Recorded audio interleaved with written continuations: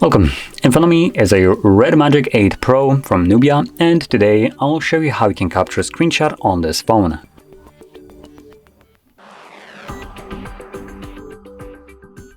So, to get started, you will want to open up the content that you wish to capture. I'll be using home screen as an example for this, so it's already open and visible on my screen. From there, all you need to do, once your content is open and visible on your screen, is hold your power button and volume down at the same time. So press these two buttons at the same time. This will pop up. It most likely has a sound, but it is muted right now, so let me just change that and capture another one. It's probably gonna be loud and annoying. Oh, nope, it's just a simple click sound. Cool. So as you can see, we have this pop-up and it gives us two options there.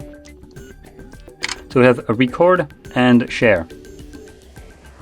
Now record actually brings up screen recording for some reason. So I'm gonna close this because that's not what I'm interested in. So share obviously allows you to send it to other people.